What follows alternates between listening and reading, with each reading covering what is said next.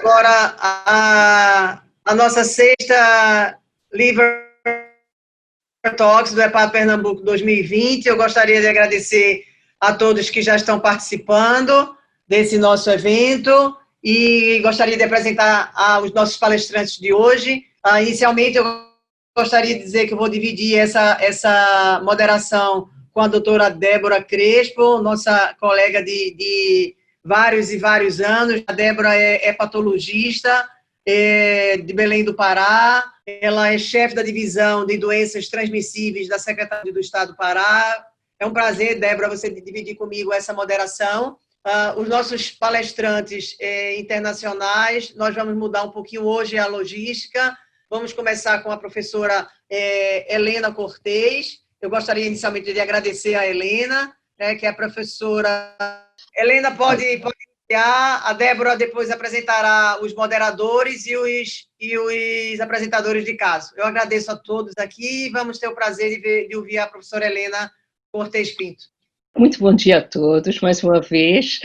Quero agradecer muito o convite para esta reunião, para o EPATO Pernambuco 2020. Infelizmente é nesta forma virtual, mas é um prazer na mesma estar convosco. Agradecer a Leila, uma amiga de longa data, e a todas as pessoas que estão também nesta reunião e que são também bons amigos de longo tempo. Portanto, hoje o meu papel é falar sobre NASH, tratamento e os trials. E só muito rapidamente, a todos conhecemos as definições do fígado gordo. O fígado gordo, de facto, pode ser apenas a esteatose com uma inflamação ligeira ou ser o quadro necroinflamatório do NASH, que agora é habitualmente dividido numa fase precoce, com pouca fibrose, e uma fase mais fibrótica, com F2 a F3, ou uma fase cirrótica de F4. É importante notar que tanto na fase cirrótica como na fase não cirrótica pode evoluir para o hepatocarcinoma, e isso é um problema muito específico do fígado gordo. Também dizer que recentemente foi mudada a nomenclatura. Este conceito de NAFLD, que era um diagnóstico pela negativa, foi mudado, ou foi sugerida esta mudança para Metabolic Associated Fatty Liver Disease. Portanto, incluindo o grupo de doença gordurosa hepática associada a fenómenos metabólicos e que já não exige que seja negado o álcool em quantidades moderadas. É de notar que este conceito de MAFLD, neste artigo de Eslam e colaboradores, se ressalta a grande heterogeneidade que esta doença tem. Existem, de facto, diferentes subtipos de doença. A história natural é muito variável, existe uma grande variação interindividual e uma resposta variável à terapêutica. E provavelmente por todos estes factos tem sido muito difícil ao longo do tempo encontrar terapêuticas verdadeiramente eficazes para a doença gordurosa hepática. Também dizer que estão intrincados todos estes fenómenos no MAFLD, a idade, o sexo, a dieta, o álcool, os fenómenos relacionados com a microbiota, com a genética e, claro, com todos os fatores metabólicos. Sabemos que é uma doença extremamente frequente, mas que apenas uma percentagem, uma proporção pequena destes doentes vem a progredir para a doença hepática grave.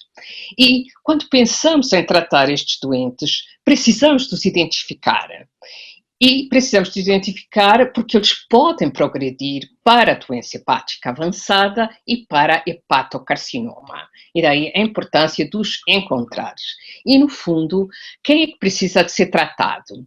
Precisa de ser tratado os casos que estão em risco de progressão para esta doença hepática avançada e para o hepatocarcinoma. A questão é como identificar estes doentes. E, atualmente, considera-se que, provavelmente, o mais importante para identificar quem são os doentes em alto risco de progressão é avaliar qual o grau de fibrose. já que este é indiscutivelmente o fator mais grave de predição de progressão de doença. Enquanto durante muito tempo estivemos preocupados na distinção entre NASH e não NASH, agora, achamos que, de facto, a presença de fibrose que é o mais importante. E aqui temos este algoritmo de decisão, que eu penso que é um algoritmo útil, que foi publicado já em 2018 e que parte do grupo de pacientes que têm obesidade, diabetes, outros fatores de risco metabólico, e em quem se verifica a evidência do ponto de vista imagiológico de acumulação de gordura. Estes, então, considerados NAFLD, vamos aplicar-lhes scores que permitam, sobretudo, eliminar ou afastar fibrose avançada. E para isso podemos usar ou o NAFLD Fibrosis Score ou o FIB-4, e usando estes vamos encontrar que pelo menos cerca de 60% dos doentes vão ter scores tão baixos que nós podemos dizer que estão em baixo risco. E então apenas temos que considerar repetir estes scores dentro de cerca de 2 anos e, para além disso, podem eventualmente ser seguidos pelo seu médico de família. Depois temos um grupo intermédio em que os scores ficam intermédios, tanto na NAFLD Fibrosis Score como o FIB-4, ou que estarão discordantes, e isto corresponde a cerca de 30% dos doentes. E nestes doentes de risco intermediário, então, vamos aplicar outros scores e vamos frequentemente aplicar o FibroScan. E o FibroScan é de facto muito útil neste grupo de doentes, para, se estiver elevado, então entra no grupo de alto risco, assim como os doentes que já têm os scores elevados, e aqui devemos considerar a realização de biópsia hepática, sobretudo se estivermos a planear e fazer o doente entrar em algum ensaio clínico. O primeiro ponto, e talvez o pilar mais importante do tratamento, é a intervenção para a alteração do estilo de vida. E em relação a isto, todos os doentes precisam deste aconselhamento, mesmo que não tenham as formas graves, porque na mesma tem um risco aumentado também de doença cardíaca, etc. Irei depois falar do tratamento farmacológico, apesar de não haver fármacos aprovados pelas agências reguladoras, mas existem algumas possibilidades. Falarei brevemente da cirurgia bariátrica e deixarei então os ensaios clínicos para serem discutidos pelo Arun Sanyal, ainda que possamos discutir no fim. De fato, a intervenção de estilo de vida deve ser uma intervenção intensiva e, idealmente, deve ter uma equipa multidisciplinar, com hepatologista, dietista, nutricionista, psicólogo, um especialista em exercício físico. O problema é que estas equipas multidisciplinares são, de facto, caras, custam muito dinheiro e não são fáceis de implementar.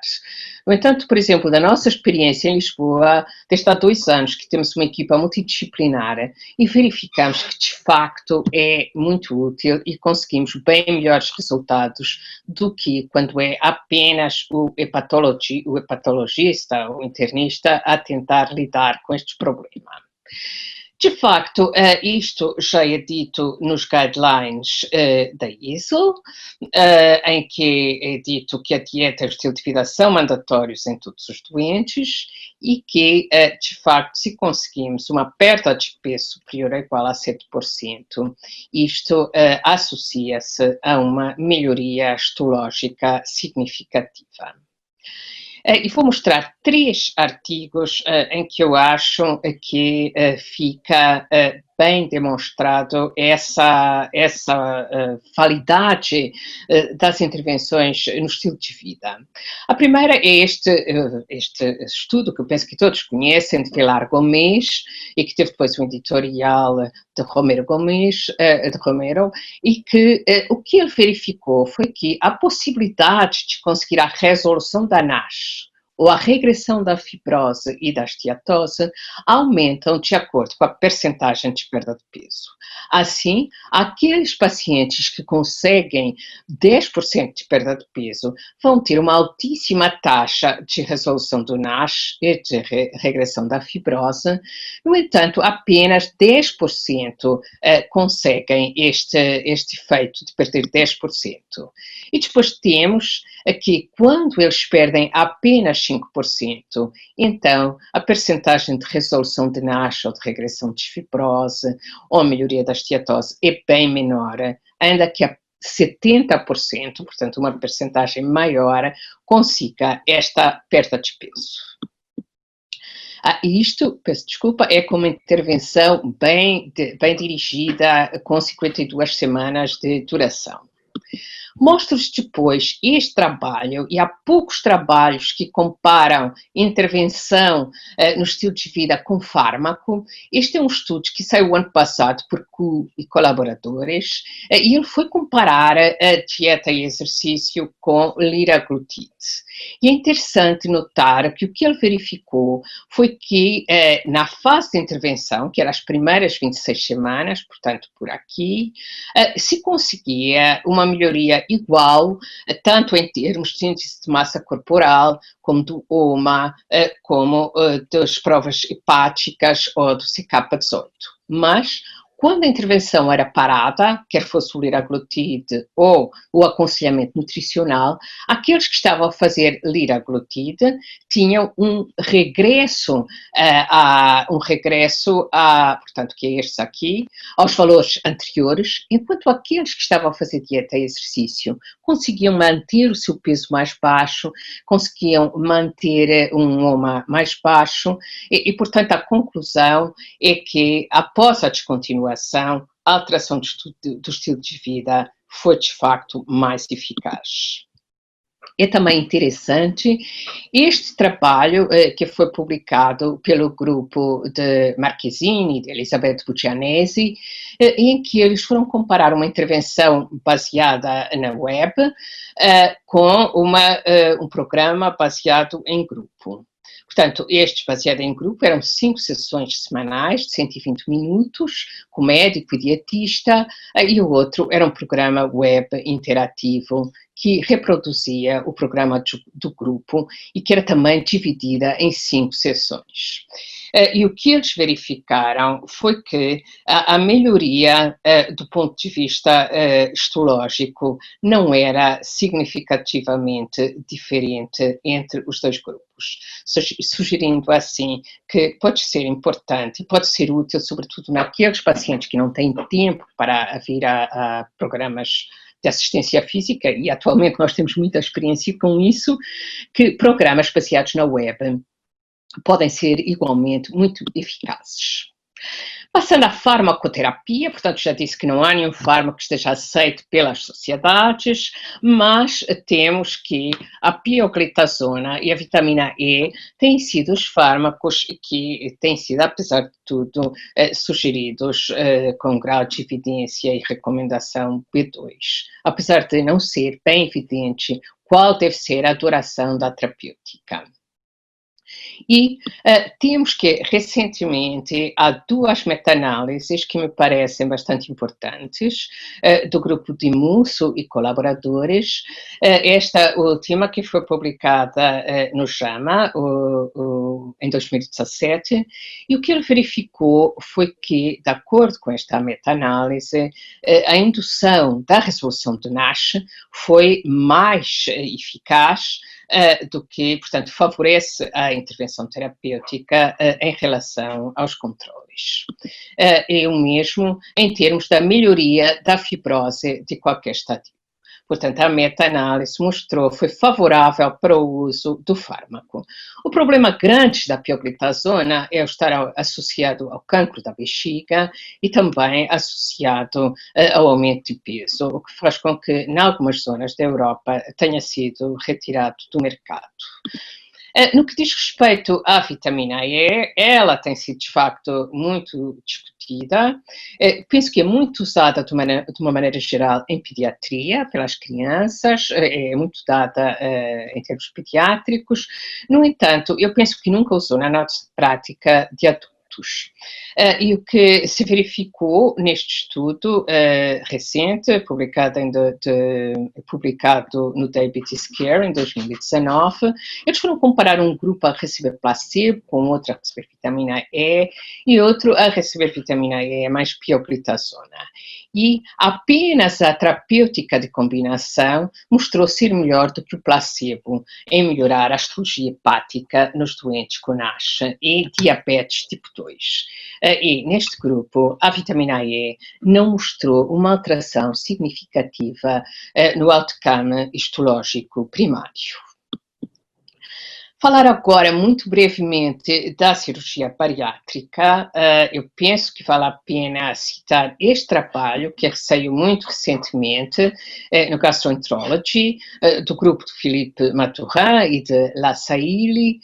Nós já tínhamos tido resultados anteriores, publicados há alguns anos, agora a série aumentou, o tempo de seguimento também aumentou, e os resultados são, na minha perspectiva, espetaculares.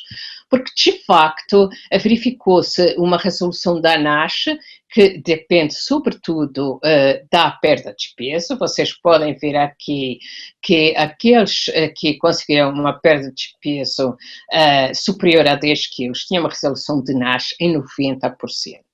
E, por outro lado, a evolução da fibrose após a cirurgia, ao fim de 5 anos, também uma percentagem que chega quase a 60% tem uma fibrose zero. E aqui isto é também muito bem visto nestas imagens de histologia, em que há uma recuperação fantástica ao fim de 5 anos nestes doentes. Apesar de tudo, os guidelines continuam a sugerir que a cirurgia bariátrica só deve estar indicada quando os doentes têm uma obesidade mórbida. Aqui é um outro estudo que também foi publicado recentemente, em que se mostrou a melhoria histológica do NAFLD em doentes com obesidade após cirurgia bariátrica. E eu trago este artigo, sobretudo, porque eles fazem a comparação entre duas terapêuticas que têm sido as mais sugeridas nesta situação, que é o bypass gástrico ou a gastrectomia de sleeve. E neste grupo, eles não encontraram qualquer diferença entre as duas técnicas em termos de melhoria histológica do NASH. Assim, as minhas mensagens, uma vez que eu só tinha 10 minutos, é que não há necessidade, que há uma necessidade grande de identificar os doentes que de facto precisam de ser tratados, que as intervenções de estilo de vida são fundamentais e precisam de ser implementadas, que a pioglitazona tem mostrado ser eficaz, mas tem diversos problemas.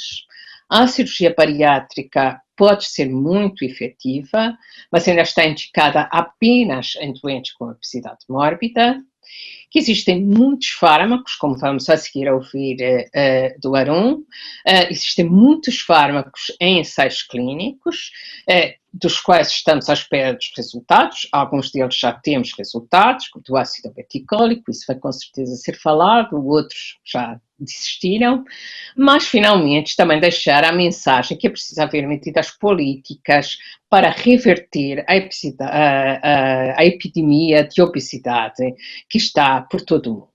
Muito obrigada.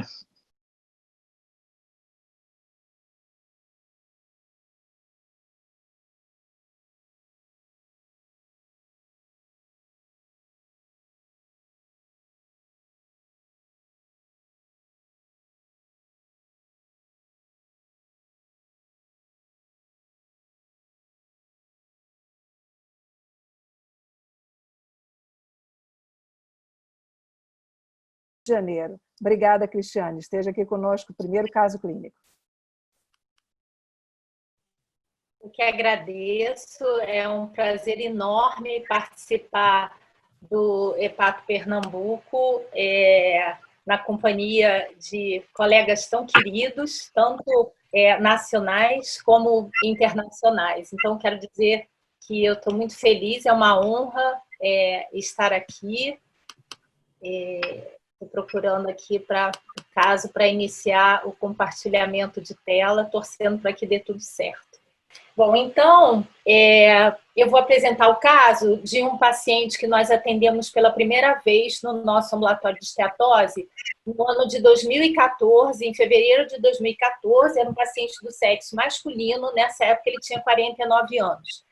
Ele tinha história de diabetes há 8 anos, era também um paciente hipertenso, já com retinopatia hipertensiva leve, e negava o uso de bebida alcoólica ou tabagismo.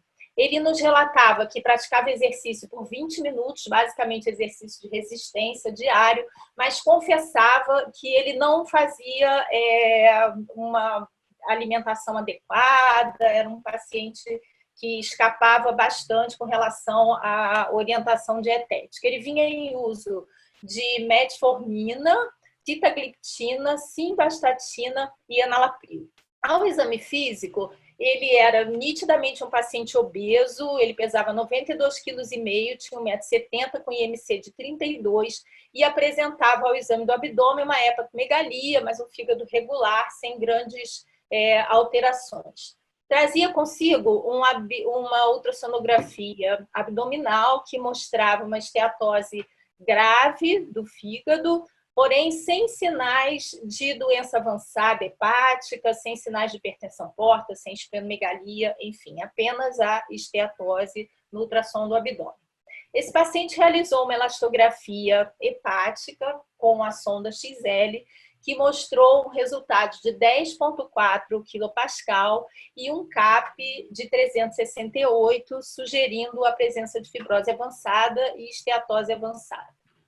Os exames laboratoriais dele, nesse momento, mostravam uma hipertrigliceridemia, um diabetes mal controlado, a LT um pouquinho acima do normal, considerando aqui o valor normal de 40, a plaqueta um pouco abaixo do limite superior do normal também, e tanto o NEFLD score quanto o FIB4 em zona cinza, ou seja, eram scores indeterminados nesse momento. Lembrando que ele apresentava uma elastografia por fibroscan sugestiva de fibrose avançada. Bom, nesse momento, como esse doente nos disse que não fazia uma dieta adequada, o diabetes não estava adequadamente também ajustado, nós discutimos e optamos por insistir numa melhor orientação dietética. Nesse momento, ele foi encaminhado, inclusive, ao serviço de nutrição. Sugerimos o aumento da atividade física para ele. Associamos ômega 3 na tentativa de melhorar a hipertrigliceridemia e optamos por um retorno em 6 meses com novos exames de elastografia e laboratório. Esse cliente retornou para nós em setembro de 2014, mantendo basicamente o mesmo perfil que nós havíamos observado em fevereiro desse mesmo ano. Inclusive, ele havia ganho 2 quilos aqui em relação aos 6 meses anteriores. Nós repetimos o fibroscan, ele mantinha um fibroscan sugestivo de fibrose avançada, o CAP também era semelhante, e mantinha tanto o NEFLD score como o FIB4 indeterminado. Desta forma, nós optamos em biopsiá-lo e ele realizou essa biópsia em dezembro de 2014. O fragmento da biópsia era um fragmento de 2 centímetros que mostrava a presença de 26 espaços porta. Nós não temos dúvida quanto ao diagnóstico de esteatose. Na verdade, essa esteatose foi classificada como uma esteatose grau 2 nessa biópsia. E ele apresentava, além disso, áreas no parênquima hepático de necrose hepatocitária com infiltrado inflamatório, e células hepáticas, vários hepatócitos aqui em maior aumento, mostrando a presença de balonização. E aqui, nessa coloração de microcílios vermelho, nós observamos a presença de fibrose tanto periportal como perisinusoidal e perivenular. O que nos permitiu, após a análise dessa biópsia, fazer um diagnóstico histológico de uma esteatose grau 2, com presença de esteatohepatite, aqui com NAS igual a 6, e um estágio de fibrose F2. Bom, nesse momento é importante lembrar que nós estamos em 2014, né? Pelo fato de ser um paciente diabético, apesar do estudo PIVENS não ter incluído pacientes diabéticos, nós nos sentimos na obrigação de fazer alguma medicação, uma vez que ele não era um doente aderente à dieta e o exercício, a princípio, também não estava tendo bom resultado com relação aos exames que nós revimos. Então, nós começamos pioglitazona para ele na dose de 30 mg por quilo e reforçamos, obviamente, a questão da dieta e exercício, e passamos a acompanhá-lo anualmente, tá? Então, aqui, esse doente vem em acompanhamento conosco no ambulatório durante esses últimos anos, mantendo basicamente o mesmo peso. Inicialmente, ele até teve um ganho de peso, nós associamos isso também ao uso da pioglitazona, né? Mas ele mantém sempre um IMC acima de 30. As enzimas hepáticas também mostram um perfil de diminuição dos seus valores, tá? E a elastografia inicialmente parecia que ia diminuir, mas ele retoma agora, ultimamente, sobretudo esse exame foi feito bem antes agora do início da pandemia, sugerindo ainda a presença de fibrose avançada. E com relação ao NEFLD score, ele muda também aqui o seu patamar para 0,73, né, que vinha mantendo já nos últimos anos, e o FIB4 ainda numa faixa indeterminada, tá? Então, basicamente, gente, esse é o resumo do caso desse doente, que tem gerado bastante discussão no nosso ambulatório por conta das seguintes perguntas, né? Nós temos em andamento, nesse momento no nosso centro, um novo protocolo para NASH, o protocolo intitulado Aurora, que eu acho que o professor Sânia vai falar depois, no qual a pioglitazona é contraindicada. O doente tem que estar 6 meses sem usar a pioglitazona para que ele possa fazer o screening, para que ele seja um candidato a participar do estudo, né? Então, as perguntas que nos vieram em mente foram, né, qual seria a melhor conduta para esse doente nesse momento? Manter a pioglitazona e repetir a biópsia hepática para que a gente possa reavaliar o estágio de fibrose, né? Uma vez que ele se mantém obeso, mantém uma elastografia sugestiva de fibrose avançada, é um doente diabético, agora ele já tem mais de 50 anos. Ou seria melhor nós pararmos a pioglitazona durante 6 meses para que ele fosse um possível candidato a entrar no trial, né? Uma vez que nós repetiríamos essa biópsia hepática após a suspensão da PIA após 6 meses, sabendo ainda que ele correria o risco de ser randomizado para o braço de placebo, né? Então, basicamente, esse é o caso. Eu tinha 7 minutos para apresentar, espero que eu não tenha passado do tempo. Esse é o caso e essas são as questões que eu coloquei para que a gente possa discutir. Muito obrigada mais uma vez e é isso. Cris, foi maravilhoso o seu caso. Débora, acho que a gente pode começar junto com os debatedores. Já tem algumas perguntas aqui no QA também. Então, Débora, eu gostaria que você tivesse o prazer de introduzir a professora Elma e a professora Rita para fazerem parte do debate e começarmos também as perguntas, algumas dessas perguntas já dirigidas à professora Helena e a discussão do caso aqui pelo QA. Exato, para mim é um prazer muito grande, são 2 grandes amigas baianas, que é a professora Rita, que agora foi cedida para São Paulo já há muitos anos, mas tem a nossa raiz aí pelo Nordeste, que é professora do Departamento de Clínica Médica da FAMESP, e a professora Elma Cotrim, que é professora titular da Faculdade de Medicina da Bahia, nossa UFBA. Muito bem-vindas as duas e vamos realmente dar prosseguimento aí ao debate. Bom, eu posso começar, então? Bom dia a todos, ou boa tarde para a Helena. Um prazer muito grande ter a Helena aqui e ter todas vocês, amigas queridas, estudiosas do NASH. Mas antes eu quero agradecer à professora Leila pelo convite, parabenizá-la pelos 24 anos de evento. Ela é uma batalhadora e uma vencedora, consegue, depois de tantos anos, ainda online, fazer um evento de sucesso. Eu acho que esse debate podia começar com uns pequenos comentários sobre a apresentação de Helena, sempre brilhante, sempre precisa, Helena. Puxa vida, que bom que você é tão precisa nisso. Eu acho que não é momento para discussão desse tema, mas eu acho que a gente teria, em outra oportunidade, que discutir realmente se vale a pena mudar o nome mudar a nomenclatura do NEFOD para MEFOD. Eu acho que a gente teria uma boa discussão a respeito disso, que espero ter essa oportunidade. Acho que seu comentário foi muito preciso a respeito de todo o tratamento, das possibilidades que a gente tem de momento, e principalmente sobre a importância da cirurgia bariátrica. Eu acho que a gente realmente não faz parte do nosso arsenal terapêutico, mas beneficia bem os pacientes, se bem indicado. Então, eu sou também muito adepta à cirurgia bariátrica para tratamento de NASH em situações bem determinadas, como é o paciente obeso grave. Em relação ao caso, Cristiano, um caso muito interessante, que nós todos temos um parecido no consultório. Talvez a Helena queira começar, ou Rita, começar a falar sobre o caso. Eu também tenho umas questões aqui. Na verdade, é um paciente que tem um NASH com a fibrose 1 ou 2, na biópsia primeira, secundária a dislipidemia e obesidade.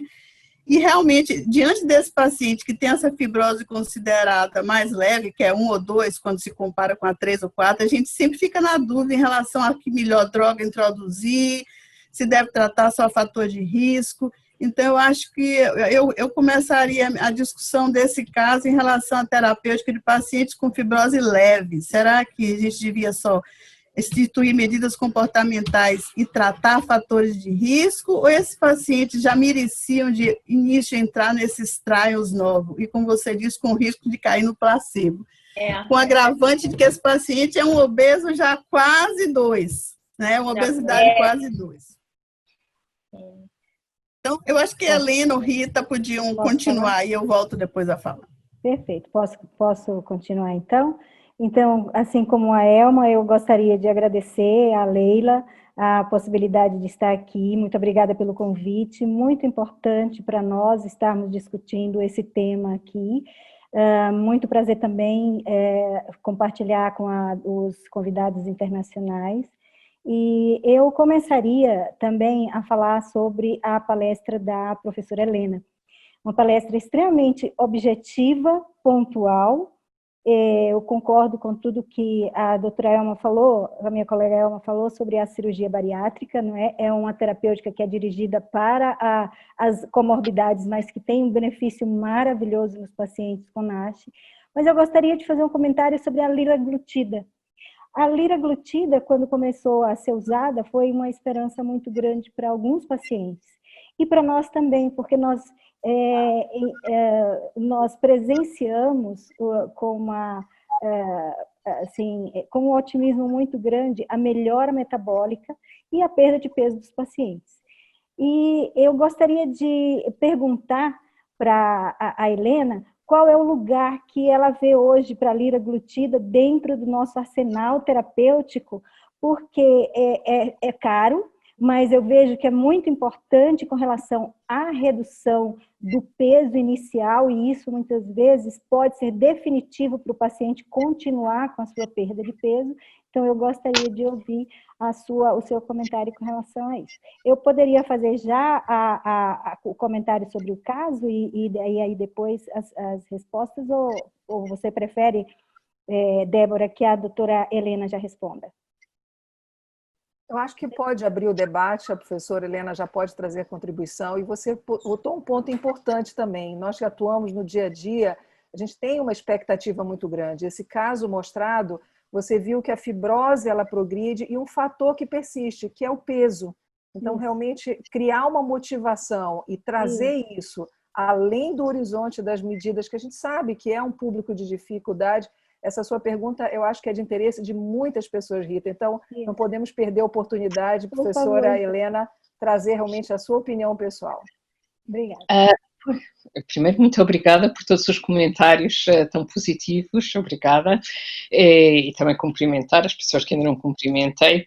De facto, o liraglutido, eu acho que sim, que é promissor como fármaco para induzir a perda de peso. Em relação ao NASH propriamente dito e a esteatohepatite, nós temos aquele primeiro estudo, mas não temos uma demonstração clara da sua eficácia em relação ao NASH por si. Claro que se vamos induzir perda de peso, claro que vamos ter um efeito positivo no NASH, porque isso em todos os estudos fica bem demonstrados que se conseguimos a redução de peso, vamos conseguir a melhoria do NASH. É pena que não haja mais estudos concretamente com o liraglutido nesta situação clínica. E só voltando um pouco em relação a este doente concretamente, o problema é que nós já tentamos as medidas de alteração do estilo de vida. Ele está há 6 anos a tentar fazer alteração do estilo de vida sem nenhum sucesso. Isso é uma coisa que nós vimos com muita frequência e, portanto, ficamos com a ideia, é melhor fazer algo diferente, porque só estar a dar a indicação de fazer alteração do estilo de vida pode não ser suficiente. Portanto, em relação ao liraglutido, eu acho que sim, que é de usar, mas não está de facto, tanto quanto eu sei, em nenhum guideline como uma indicação clara só pelo fígado gordo, só pela esteatohepatite. Mas acho que... Queríamos aproveitar a oportunidade também, professora Helena, nós temos uma grande estudiosa aqui no nosso Brasil, que é a nossa querida Cláudia, também paraense, sequestrada por São Paulo, né? Contribuindo para a hepatologia do país todo. E, Cláudia, eu queria ouvir a sua opinião, até porque a gente sabe que a disciplina nesse público é difícil, muitos estão migrando realmente para essas abordagens terapêuticas para reduzir o apetite, com aplicações, inclusive, semanais. Queria ouvir a sua opinião e a sua experiência, por favor. Agradeço a Débora, também queria parabenizar a Helena, excelente aula, como sempre. Cristiane, excelente caso, obrigada Leila e Débora, e Rita e Elma, só as mulheres aqui, que bom. E, assim, o que eu tenho visto nesses anos todos, eu sou um pouco mais agressiva, a Helena sabe, no sentido de tratamento medicamentoso.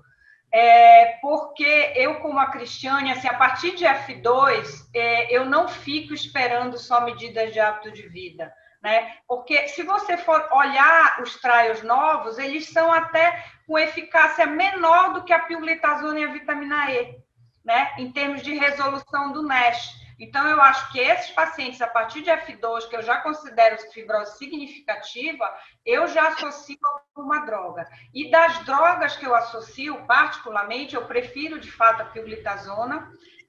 Nessa experiência, pelo menos nos últimos 5 anos, eu tenho usado bastante, com bons resultados, até pós-biópsia. Né? E a liraglutida eu acho que é uma opção, Rita. Eu uso principalmente a liraglutida quando ele tem o IMC um pouco maior. Essa tem 32, ela fica no limite. Quando tem 34, 33, 35, mas não tem indicação ainda de cirurgia bariátrica ou não quer, aí eu uso mais a liraglutida. Se um paciente com sobrepeso, com mais aquela gordura visceral, né, mais que a gente chama mais barrigudinho, eu uso mais a pioglitazona, mas isso não tem nenhum guideline, mas é uma opção que se faz, porque o paciente com IMC muito alto, usar a pioglitazona, a gente tem um pouco mais de dificuldade. Tá? Então, acho que é isso. Eu uso basicamente as duas, uso pouco a vitamina E, enfim, a gente vai ver outro caso, mas o Arun não está aqui para defender, mas eu acho que as duas drogas estão boas e assim, a sugestão é que se use alguma droga, sim, nesses pacientes, porque senão você vê a evolução natural da doença. E cirurgia bariátrica, a Helena mostrou muito bem, eu acho que está muito bem colocada dentro de uma equipe multidisciplinar, né?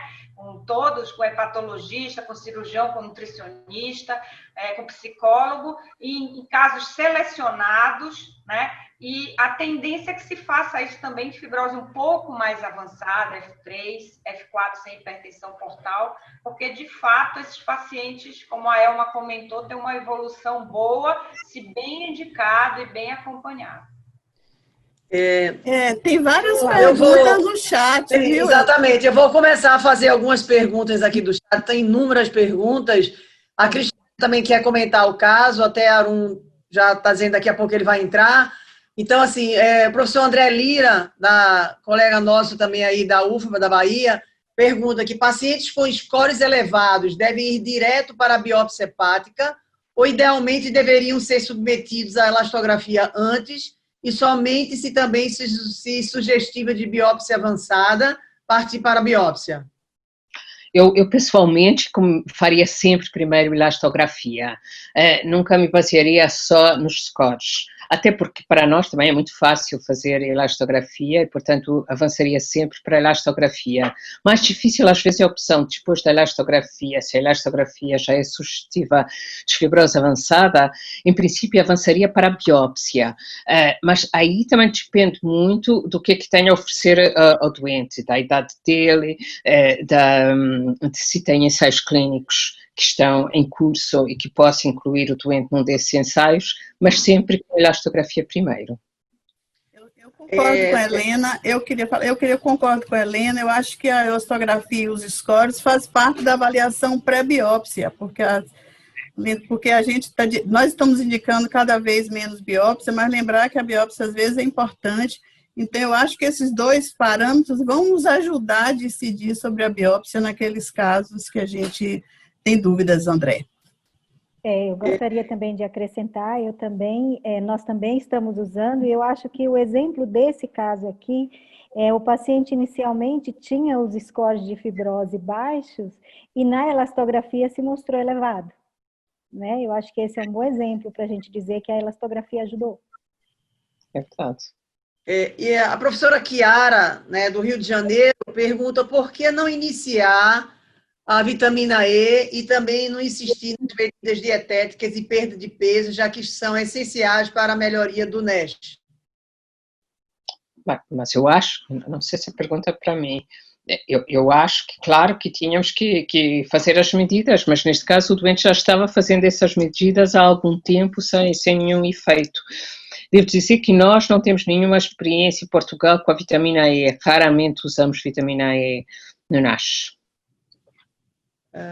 Alguém quer complementar a experiência de vocês ou poderemos deixar isso com alguém mais? Complemento, porque tem inúmeras perguntas aqui, inclusive... Aí... Concordamos com a Helena. Ok. Existe perguntas também, assim, primeiro, Helena, super elogios a você, né, em relação à sua palestra. A Letícia Nabuco, também do Rio de Janeiro, além de parabenizar pelas excelentes apresentações, ela gostaria de saber qual a opinião dos palestrantes sobre o uso da ligarotida em conjunto com a metformina. Sei que é difícil em alguns pacientes de serviço público, mas se tivesse acesso, vocês usariam essa associação? Eu posso responder o seguinte, nós temos uma experiência grande em usar metformina para baixar a resistência à insulina nesses pacientes. A gente tem um trabalho aqui, a gente associa às vezes a N-acetilcisteína, né, Cláudia, baseado num trabalho que nós fizemos. Agora, a associação de metformina com liraglutida, eu não tenho experiência, nem nunca li nada a respeito, não sei. O Mário Alvarez da Silva faz uma pergunta aqui interessante. Eu sou endoscopista, então eu solidarizo. O balão intragástrico e outras intervenções hoje endoscópicas no sentido de promover a redução do peso. Quais são as evidências que nós temos no seu uso e no manejo em relação à doença hepática gordurosa? Eu penso que não há uma literatura muito consistente em relação ao balão, mas pode estar a falhar-me. Não estou, de facto, conheço alguns grupos que estão interessados, estou a pensar no Jude Oben, mas não estou a ver assim um artigo bom que tenha... A minha ideia sobre o balão, eu própria também sou endoscopista e numa altura coloquei balões, e a minha ideia é que o efeito é muito temporário. E depois das duas, uma, ou o doente segue para uma cirurgia bariátrica, e aí sim vamos ter todos os bons efeitos da cirurgia bariátrica, o doente vai recuperar o peso. E, portanto, não sinto particularmente atraída pela colocação de balão neste tipo de situação. Posso completar? Claro. Pode, claro. Estou participando de um trabalho com um aluno que está fazendo uma meta-análise de balão intragástrico, por isso que eu posso comentar. E o que ele viu na literatura, tem 2 trabalhos com redução de imagem, né? Então, com ressonância, e um com tomografia, e melhora que ele viu, tipo de 2 pontos de enzimas hepáticas. Então, basicamente, é isso, mas é, como a Helena falou, um tratamento temporário, né? Então, ele viu mais de 20 artigos, os artigos são bem heterogêneos, mas ele conseguiu em 12 ver melhora de gama GT, AST, ALT, de peso e de parâmetro de imagem. Eu acho que, como a professora Helena falou, tudo depende da sequência. Nesse primeira abordagem, o paciente muito motivado, mas a gente sabe que a permanência do balão ela é transitória, tem também vários efeitos aí indesejados de refluxo, e sem dúvida nenhuma, tudo depende da eficácia com relação à redução do peso. Helena, tem uma pergunta para você da nossa colega Cláudia Ivante, lá de Curitiba, perguntando qual a evidência para o uso de pioglitazona em pacientes com F4? Eu acho que não deve ser usado, que não há uma evidência. Portanto, estamos falando de doentes com cirrose. Exato. F4, cirrose.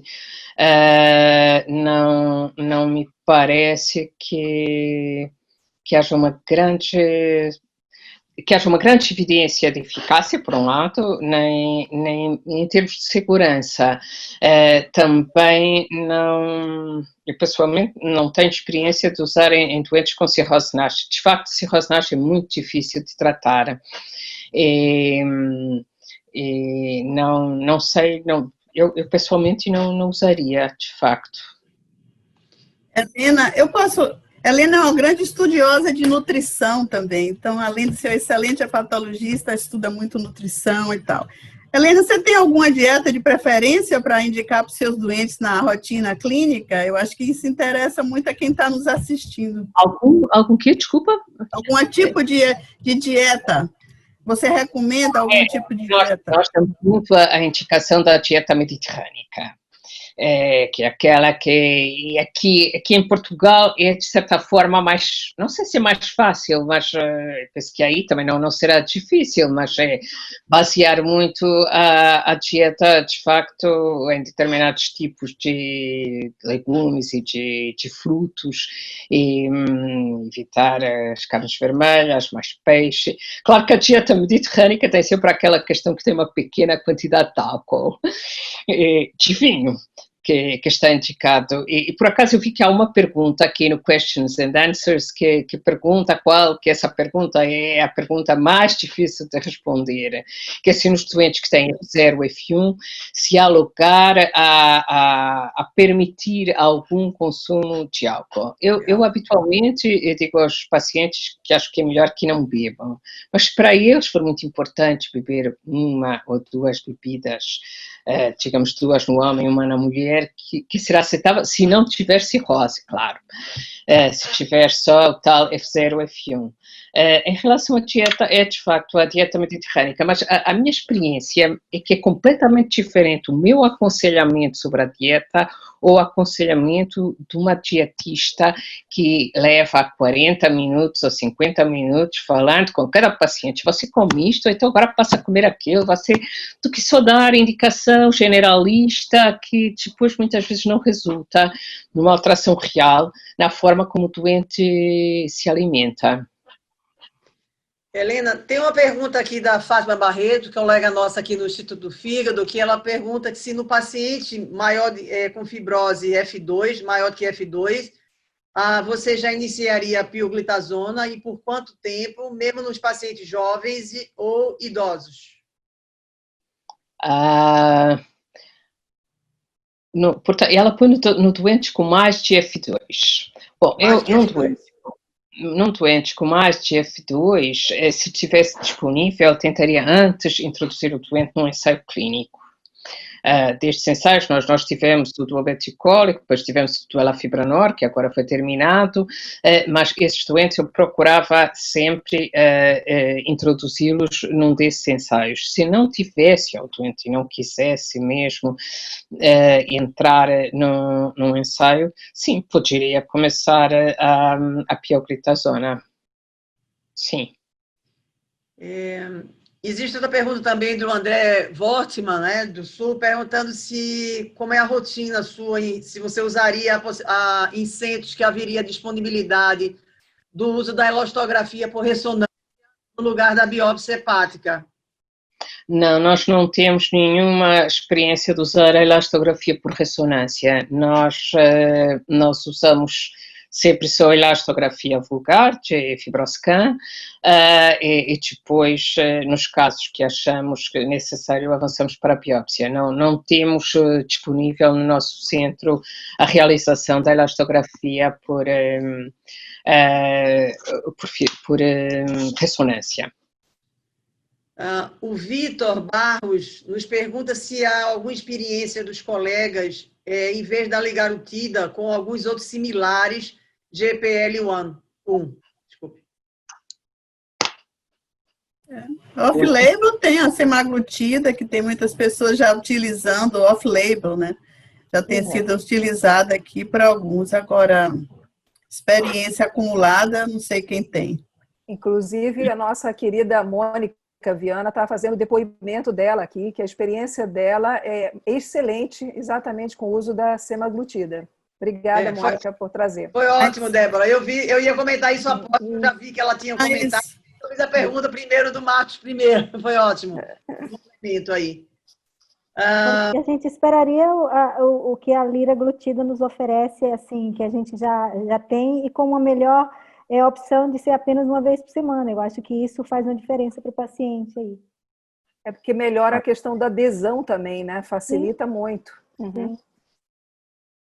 Tiane, tem algo a falar, alguma questão sobre seu paciente, que você é um paciente obeso, de difícil controle, tem quase 6 anos, parece que você o acompanha, e eu acho que uma das últimas frases da palestra de Helena já chamou a atenção. Se a gente não controla a obesidade do ponto de vista epidemiológico, nós não vamos conseguir tratar os NASHs, mas você queria comentar mais a respeito do seu paciente aí, ou queria alguma questão a respeito dele?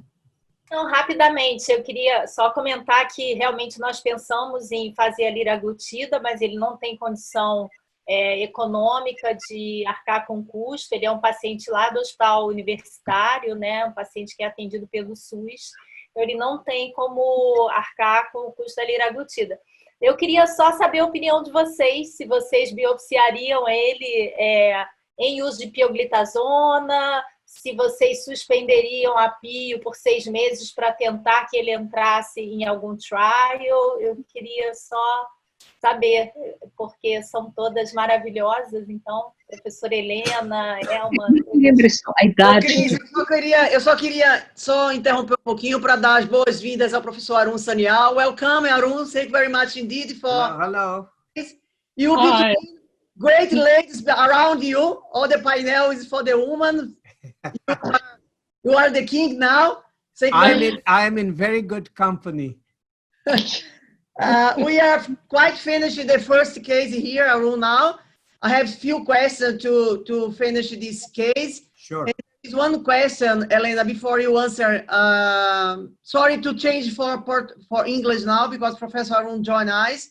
There is one question that we completed there, Professor Cristiani. There is one question from Recife, from Lydia Falcão.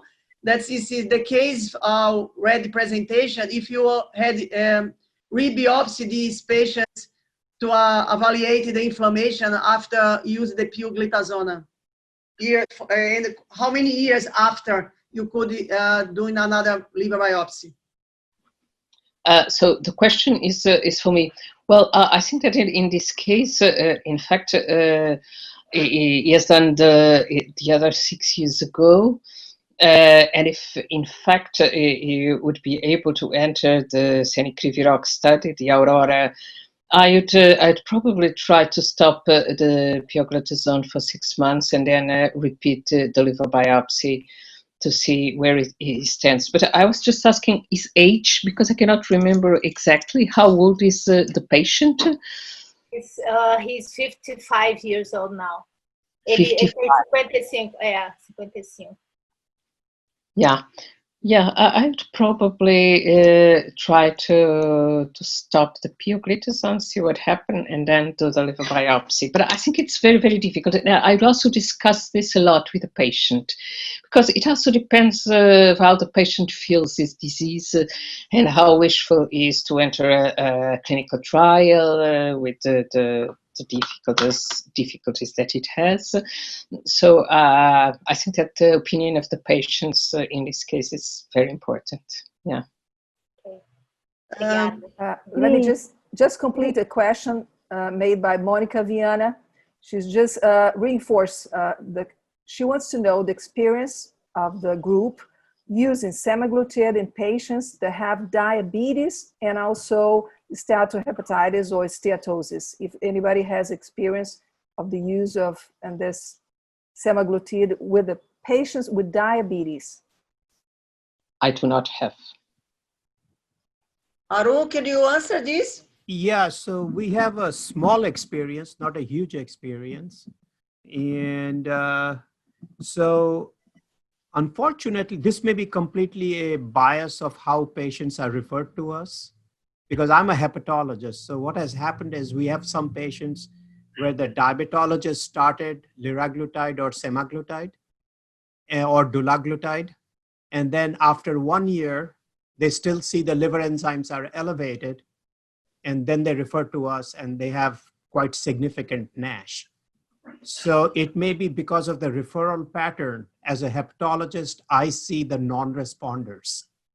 So I'm not seeing the, at the beginning, how many people are responding. So it's a little bit biased, but we have seen a lot of people on liraglutide, more liraglutide because it's cheaper and it is more widely used. And in the US, it is approved for obesity. So I have a lot of patients who have been on liraglutide and have not responded and have pretty substantial NASH despite being on liraglutide. So I know the semaglutide results that were just presented at Topline and will be presented at AASLD in detail. Look very promising with 60% resolution of steatohepatitis. But that's a select study population. How it applies to a larger generalized population, I think there's more questions. There's still more work to be done. Hello, Professor. Nice seeing you here. Hey. Hi. Let me ask you something. This group that you said you had a negative result, that patients, they do not have a weight loss because they've been using for a long time and there was no results on the liver test. And what about the weight loss? They remain with obesity and the same level. That maybe would be the response, not the drug, but mainly they're not a good patients and they're not dropping their body index much. Yeah, so some of them lost weight and still had it. Some did not lose weight. And because it is such a mixed population, because they're only coming to me because they failed. Mm-hmm. So I'm not seeing any of the responders. So it would be incorrect to say that semaglutide does not work or liraglutide does not work, because all the people who responded, they never go to a hepatologist. They stay with the diabetologist or the obesity doctor. So I'm only seeing the numerator, the non-responders. So it's a very biased view of how semaglutide or liraglutide works. It probably works in a lot of people and who respond, but because we're not the primary physical care, we're not family practitioners. So I'm not the one writing that original prescription. Right. Deborah, I'm asking my excuse to present Professor Arun Sanyal. He's our great friend. You have a collaborative work for many years. And Professor Arun Sanyal is a professor of hepatology, Department of Internal Medicine, Division of Gastroenterology, Hepatology and Nutrition from VCU University, Virginia, USA. Arun, once again, it's a great pleasure to have you here. I just explained because you are delayed to start in our webinar because you are involved in the COVID-19 trials and you have to see many patients before you start our talk today. And I'd like to say that in more than 900 people are online in our webinar, and including Professor Adrian Gadano from Argentina, Buenos Aires, that will be with us in the next talk next week. You could start to talk for the new trials, and after Professor Claudia Oliveira will be present case report, and you will have many answers in a QA here as well to be answered for you and for the other people in the panel today. Many thanks. Okay, so I will cover the therapeutic landscape very quickly in terms of the clinical trials that are being currently conducted. So as you know, there are different stages of the disease, starting with normal liver, going to steatosis, steatohepatitis, progressive fibrosis, and cirrhosis. So the clinical trials can be divided based on the target for therapy into first those that affect the extrahepatic environment, particularly insulin resistance and lipid metabolism. Then there are targets related to lipotoxicity and oxidative stress, inflammation, apoptosis and cell death, and then fibrogenesis. Now, there's a very long list of drugs, and this is probably, every time you look, there are more things being added. So even though there have been some very notable failures in the clinical trial space, it remains a very, very active field. So I'll first walk you through the metabolic agents that are in phase 2 development. So the early phase 2 development is done without a liver biopsy, where the readout is improvement in liver fat and improvement in liver enzymes. And the purpose of these trials is to, one, get some idea of safety of the drug. Number two, to get some evidence that the drug will reduce fat, has the proof of concept that the drug is going to work. And number three is to get an idea about the best dose of the drug. So you can't really get more out of these early phase trials. So some of the trials that this year are supposed to read out, one is an aldosterone receptor antagonist, which is actually targeting systemic, the renin-angiotensin-aldosterone pathway is considered to be important in the genesis of insulin resistance. There's a recent study done in pediatrics called the STOP NAFLD trial with losartan by the NASH CRN. That's a negative trial, and that was stopped for futility by the Data Safety Board. So I'm not sure how that is going to work, but we're waiting to see the results. Then there are other second generation FXR agonists, which you'll also read out. And this is the one from Inya. And then there are other lipid modulator compounds. Now, all of these trials, have been impacted by COVID. So all of these were projected readouts, and it is quite possible that the readouts are going to be delayed by 6 months. So we'll see how this works. Now, as we get into the later half of the year, there are other studies that will read out. And again, there are the Enya FXR agonist histology-based trial. And then there is a very interesting compound from Liposign. So it turns out those who are male obese patients with fatty liver disease, a substantial proportion, over 30% of them are hypogonadal. And in those hypogonadal obese males, if you give a testosterone replacement, and this is a synthetic testosterone replacement that theoretically and so far has no signal for producing liver cancer or cholestasis. And this is not a pharmacological dose. This is just to bring it back to physiological levels. It actually improves steatosis and resolves fatty liver in a large proportion of patients, gives us an idea that maybe at least in some of the older obese males, asking some questions about sexual dysfunction, and if there is any concern, checking a fasting testosterone level, this may be a simple fix for some of them. Axella is another company that is working on nutritional treatment of NASH, basically developing designer formulations that will improve the ability of muscle to oxidize fat and thereby mobilize steatosis while protecting protein breakdown. There are other compounds such as AMP kinase activator. This is from Poxel. Time will tell. One concern with the AMP kinase activator drugs is that there have been at least previous attempts by other companies, and there have been some concerns about toxicity, etc. So I think we're eagerly waiting to see, because theoretically it's a nice target. Teva has a fatty acid synthetase inhibitor.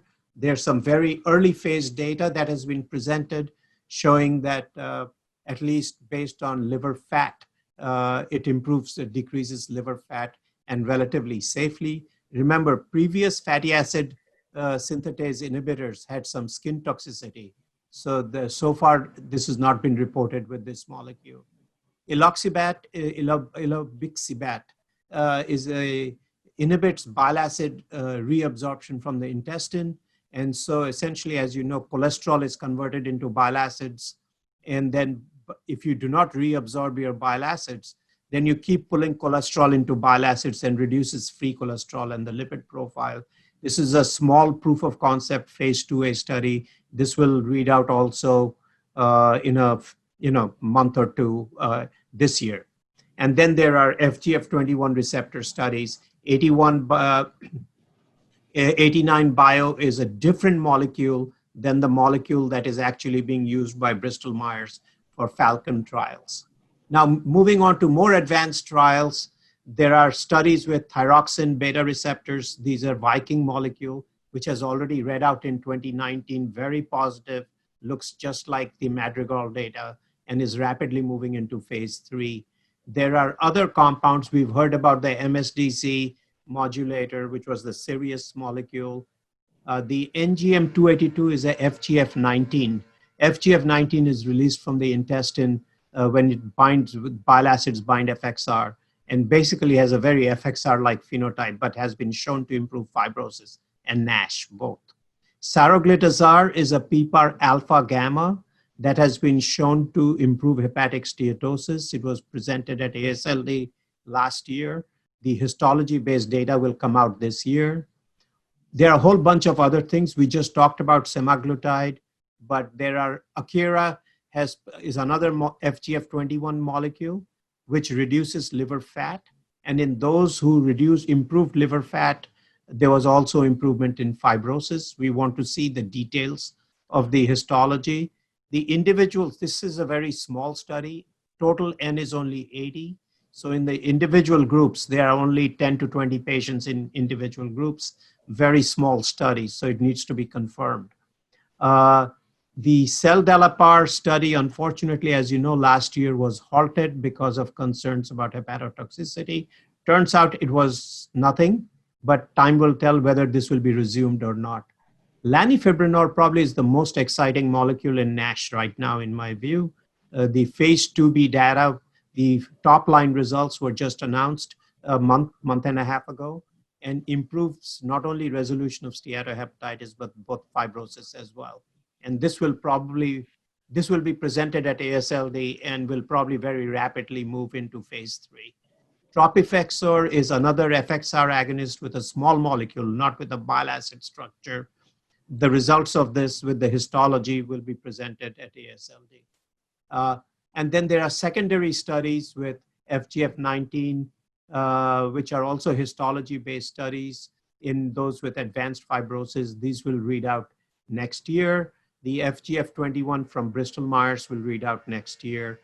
And then you have icosapbutate, which is a polyunsaturated fatty acid derivative, which modifies the lipoxygenase pathway and alters metabolism and inflammation. We'll read out next year. When you look at other phase 2s, the SSAO inhibitor from Boehringer Ingelheim, this development was stopped because of some CNS penetration, and they didn't really want SSAO inhibition in the CNS.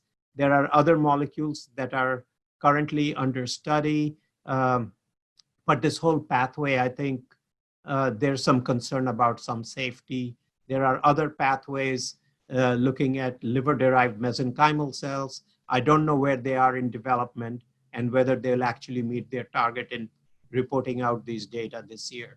And then there are other NK cell antagonists that are where the studies are started and are supposed to read out next year. If you look at other anti-inflammatory studies in more advanced studies, very discouraging. Americasan, which is a caspase inhibitor, not only negative study, but actually looked like the injury got worse.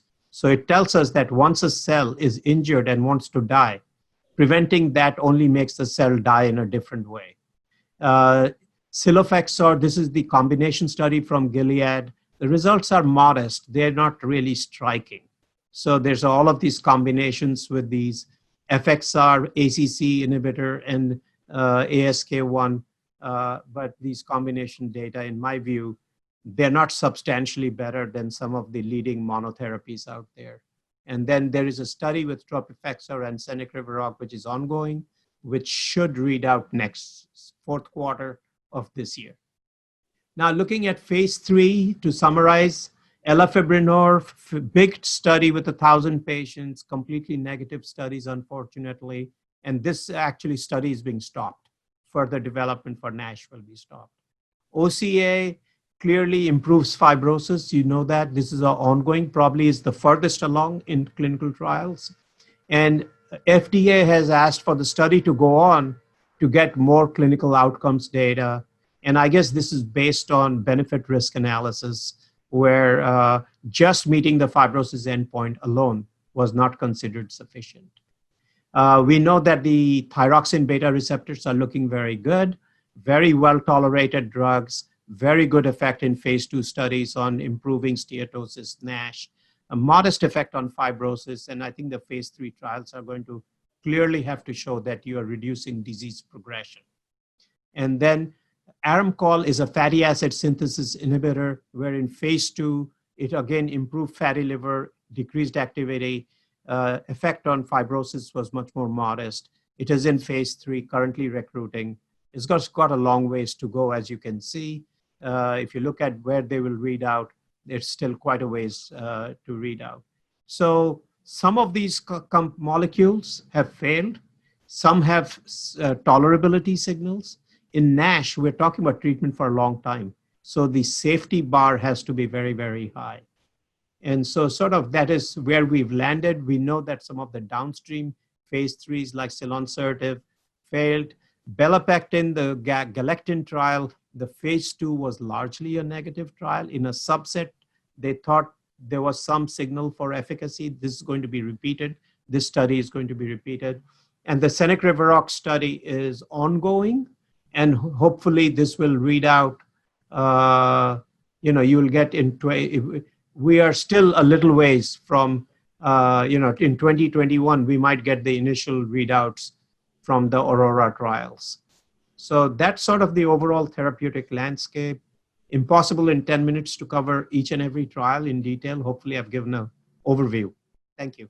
Ok, então vamos apresentar agora a professora Cláudia Oliveira, que é professora associada e coordenadora do programa de pós-graduação do Departamento de Gastroenterologia da Faculdade de Medicina da Universidade de São Paulo. So Cláudia is going to be presented the second clinical case. Hello, Arun. Good to see you. Likewise. Great talk, as always. I will present a case.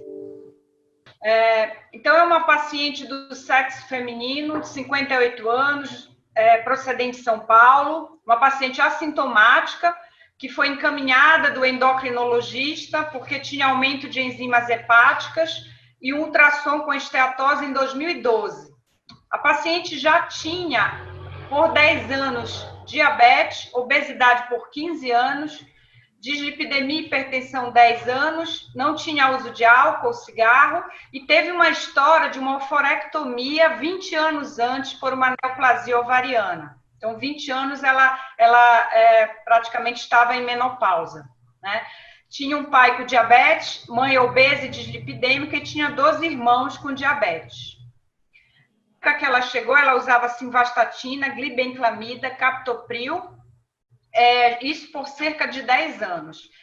No IMC, o que chamava atenção no exame físico era o IMC de 32, estava hipertensa, não tinha nada cardiovascular e pulmonar, e tinha um fígado a 4 centímetros do rebordo costal, né, com consistência discretamente aumentada, e baço não palpável, sem nenhum sinal de periférico de hepatopatia crônica.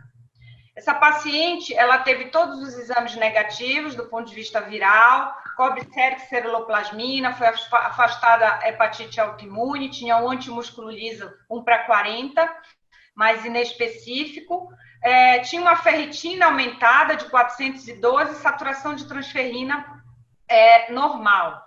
Enzimas hepáticas aumentadas, ST-ALT, albumina normal, glicose aumentada, plaqueta normal, o INR normal e hemoglobina glicada de 8,6. Essa paciente, na época, não tinha ainda o FIB-4, já tinha sido publicado, mas nós não fizemos na época o FIB-4, nem o NEFLD score, mas fizemos agora só para chamar a atenção de vocês. Então, ela tinha um risco intermediário no FIB-4 e no NEFLD score um alto risco. E no ultrassom, uma esteatose severa. Na época, em 2012, como a paciente tinha enzimas hepáticas aumentadas, que não melhoravam, tinham mais que 3 critérios da síndrome metabólica, nós optamos, então, por fazer biópsia nessa paciente. E na biópsia de 2012, é uma paciente, então, que já tinha o estadio 3, né? Ela tinha formação de septos já, com esteatose importante, balonização hepatocelular, inflamação, com NAS de 7. Então, era um NASH F3 com uma intensa atividade inflamatória. Em 2012, após essa biópsia, foi adicionado metformina, a glicazida foi aumentada, losartana, anlodipina, atorvastatina, e foi iniciado vitamina E para ela nessa época. O trabalho do professor Arun foi em 2010, então a gente iniciou vitamina E.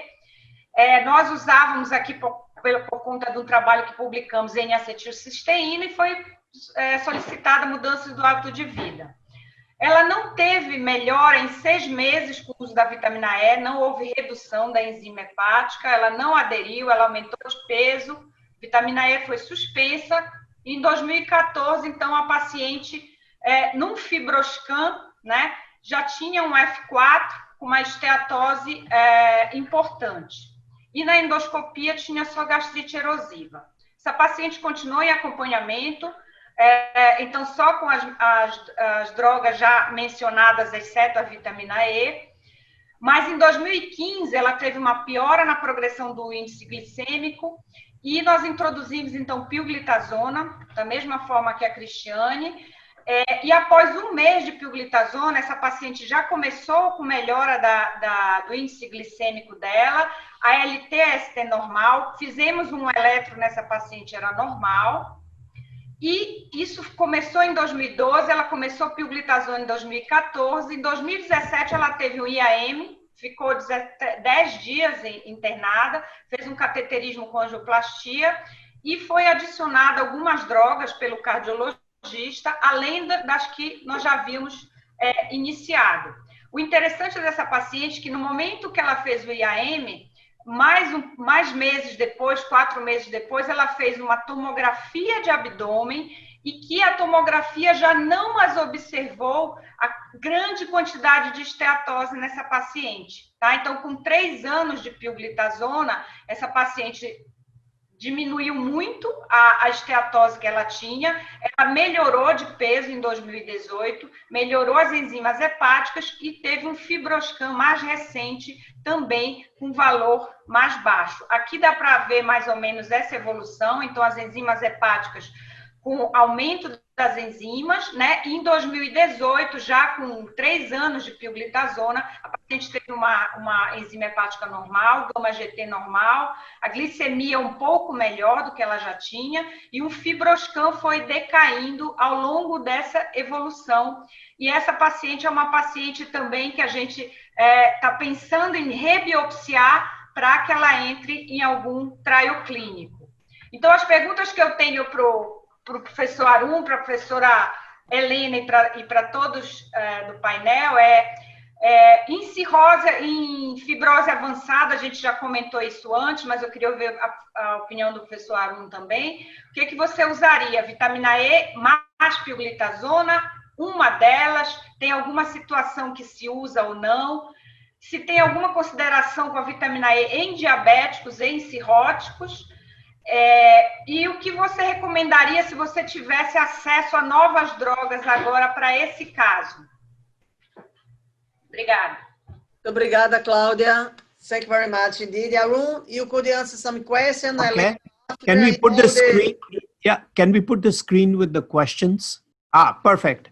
So I like to use, if I'm really worried about somebody that I know already has bridging fibrosis with very active disease. That's a patient that we already know based on the NASH CRN data that we published in JAMA last year, that's the population at high risk of progression into cirrhosis. So I want to come in and really stop that as quickly as possible. And so I like to use a combination of vitamin E and pioglitazone. I like the combination because in 2004, we published the first study of this combination and showed that it was superior to vitamin E alone. More or less, and then subsequently, very recently, Ken Cusi has published, I think Fernando Brill is the first author, has shown that the combination is superior to pioglitazone alone. So the combination seems to be better than either treatment alone.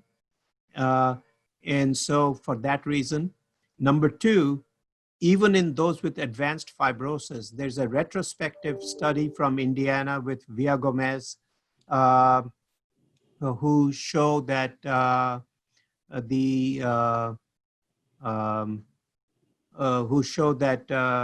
in patients with advanced fibrosis, including compensated cirrhosis, many of whom were actually diabetic, vitamin E actually reduced mortality. Now it's a retrospective study, so we don't know whether it's going to be true in prospective studies.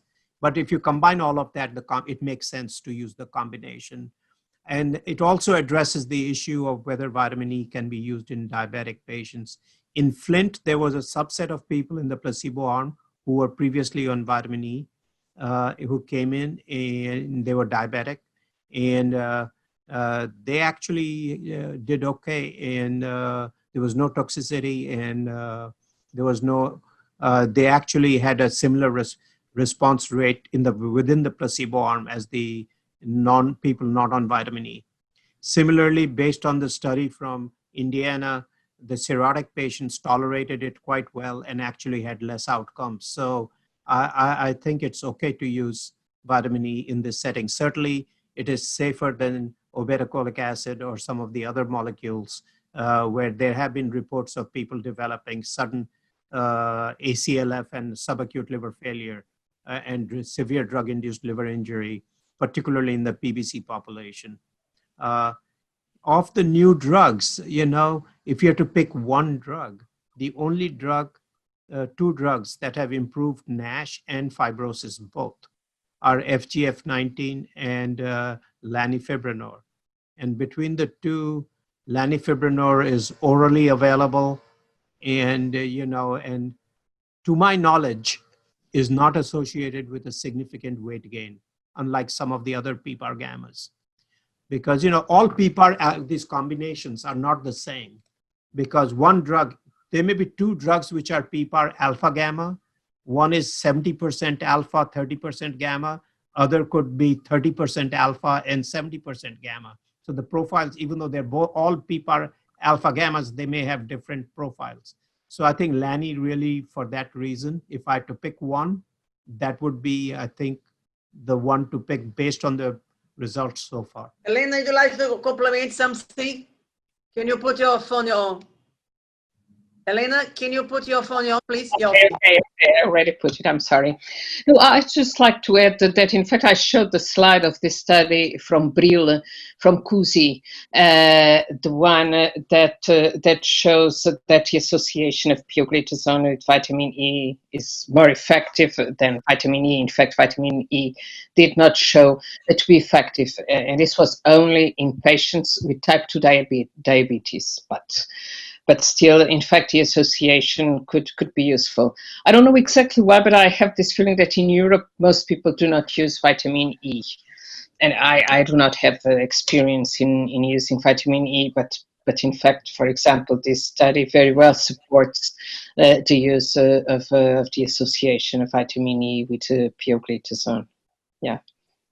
But I just did not understand, Arun, when you said that you would not use obeticholic acid because of the risk of ACLF, but we are talking about this patient that doesn't have advanced fibrosis, at least we don't know exactly at this point. So you were saying... Yeah, so that brings us to another issue, which is, if I had to pick one drug, because this patient has significant fibrosis and you don't have a follow-up biopsy, and I understand the FibroScan got better, all of these other markers look good. But, you know, the diagnostic accuracy of FibroScan for disease monitoring is still very much an open question. People use it routinely, but I think there's a lot of misclassification of patients with a lot of these tools. Most of the data are done for cross-sectional studies to diagnose a certain disease state. But in terms of longitudinal follow-up, you know, how accurately it tracks, I think there's still some open questions. So I think if you combine all of that, your point is well taken that this patient right now clinically does not appear to have significant advanced fibrosis. But personally, OCA has tolerability issues, it has pruritus, it has, you know, LDL issues. There is a potential imbalance in regenerate of patients who might have gallstone issues, or at least there's an imbalance in terms of number of cases of acute cholecystitis. So it's just when you combine it, the issue is never only of efficacy, it is always benefit and risk, right? And how much work will I have to do to follow the patient and make sure the patient stays out of trouble? I'd just like to make a comment. I'm not sure if I understood correctly, but Claudia, you made a point that the patient very much improved with pioglitazone. But didn't the patient also lost weight at the same time? So pioglitazone, if it could increase the weight and not decrease.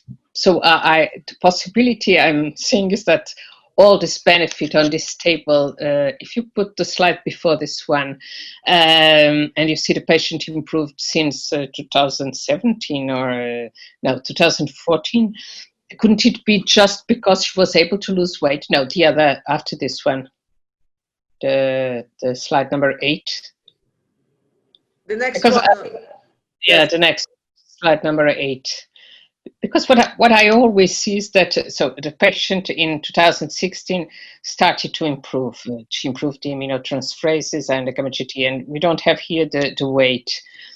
But I had the impression that the patient was able to lose weight somewhere here. So I thought the patient did not lose weight. No, now he's lose weight, but he for 4 years, he stay with 30 BMI. Now lose weight, and after the EIM, in fact, Heart attack.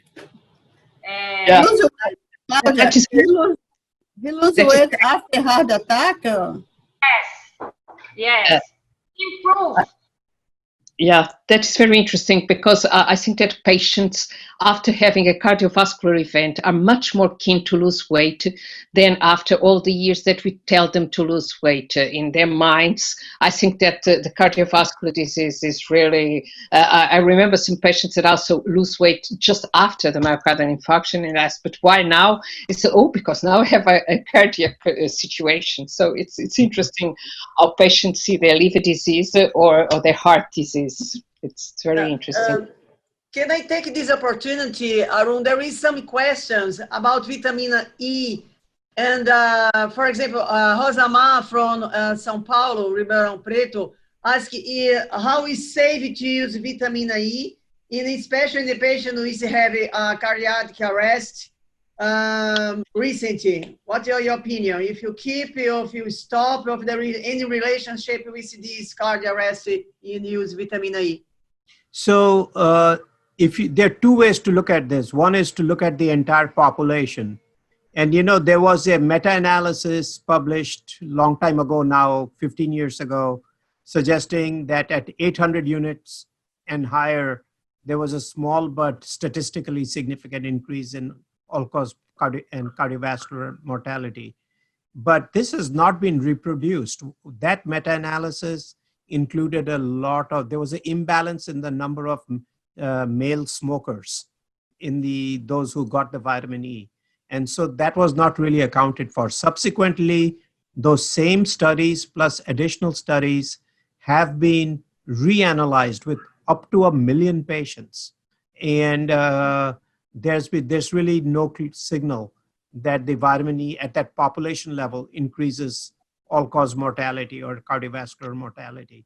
Having said all of that, at the individual patient level, if they just had a cardiac arrest and have been resuscitated from cardiac arrest, their immediate next in the foreseeable future, their prognosis is linked to their heart. Unless they have already decompensated cirrhosis or HCC, their outcome will be determined by their heart.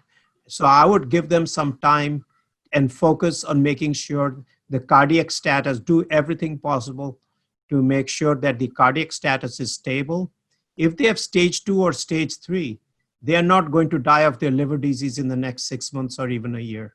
I would wait a little bit of time and then reevaluate and reassess. After heart failure, if they have some congestive heart failure, I would be very concerned about also using pioglitazone, which can cause fluid retention and can actually could precipitate some heart failure if there is underlying myocardial dysfunction as well. So in that setting, I would use a GLP-1 agonist and with a SGLT2 inhibitor, along with all the usual things we do post-myocardial infarction with statins and with the aspirin to control the overall situation. And if there is no dire urgency to treat the liver, I would wait 6 months and then reassess depending on how the patient is doing. Elena? Leila, I have a question for Dr. Arun and Elena. Obeticholic acid is a promising drug, you know. Let me know about the side effects, because in the beginning they have a lot of pruritus and hypertriglyceridemia. How is now? How is the situation now about obeticholic and side effects?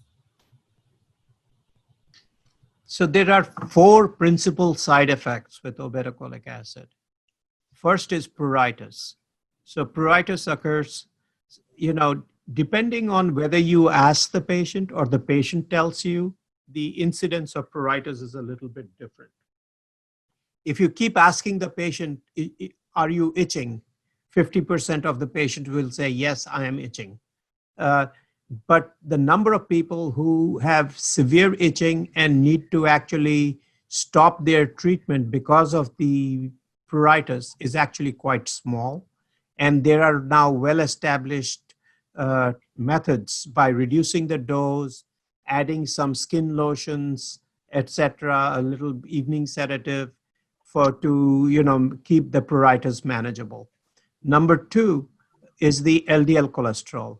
So the thing to remember is that increase in LDL cholesterol is just a pharmacological effect of obeticholic acid.